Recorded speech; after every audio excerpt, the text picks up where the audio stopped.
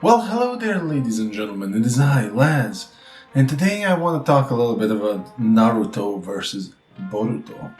But before we get into that, please leave a like if you enjoy, smash that subscribe button, leave your comment down below, ding that bell notification, baby, and if you want, you can always support me monetarily on Patreon, but more about that at the end of the video. So, without further ado, let's get into it. Now, we all know Naruto, right? Naruto is one of the most popular animes and mangas ever to exist on the planet, right? And the reason why this works, and this is the case, is because the character of Naruto Uzumaki, right? So the thing about the character of Naruto Uzumaki is that it is a very relatable character to a lot of people, and he is made in such a way to get an emotional response from the viewer. But why is this? Well, if we look at the very first episode of Naruto, right, you can see him sitting on the swings. I remember it like it's yesterday, and I saw it like 15 years ago. You can see him swinging on the park swing in front of his school, remembering and reminiscing about how he has been mistreated and bullied, and that has caused him to lash out.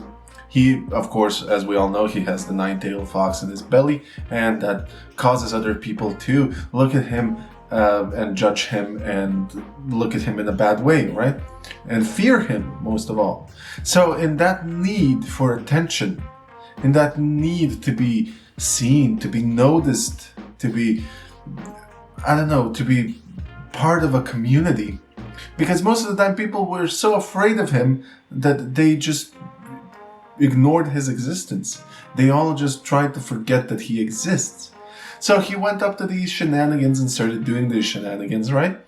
And because of that, it is very relatable. You can understand. You can even think about it when you were a child, when you were younger, right? When somebody's ignoring you and you're causing a hissy fit just to get their attention.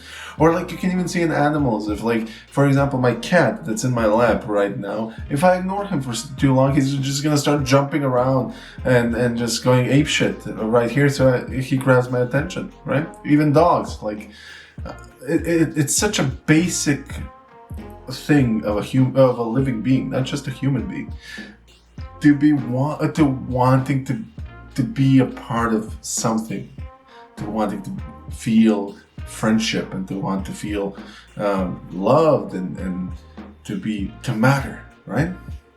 So if we look at Naruto, he does all these things because he feels like he doesn't matter. Because he's just being ignored. Nobody even talks about Naruto when he's a child. They only talk about him in a negative way, and the parents of all of the other kids are telling them, hey, don't hang out with that kid. He's got a demon in his belly, right?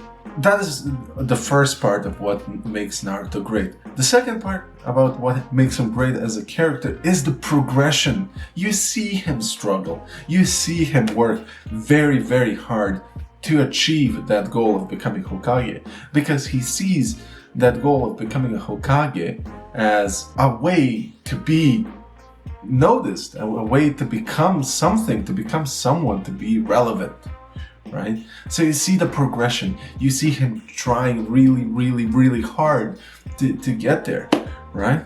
And that is the basic structure of what makes Naruto great.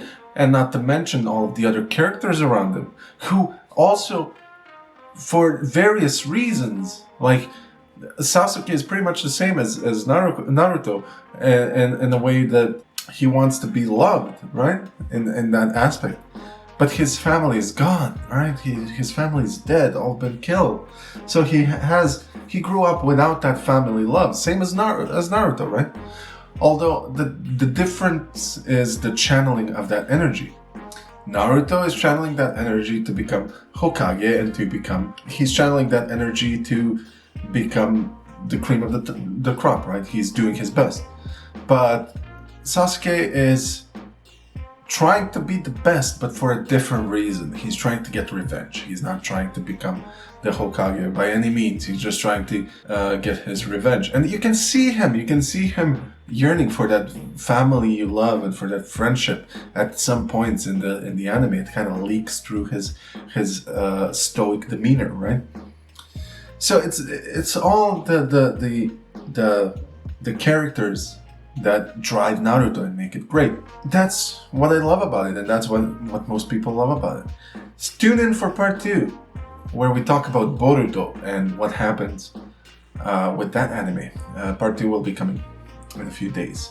So we'll do an analysis on Boruto and why it's different. So I won't spoil anything. Thank you so much for watching. As always, guys, leave a like if you enjoy, smash that subscribe button, ding that bell notification, baby. And if you want to support me on Patreon, you can go to my Patreon page, get those perks, and be a wonderful human being like these people. And that's about it for me. Thank you so much for watching, guys, and I'll see you next time.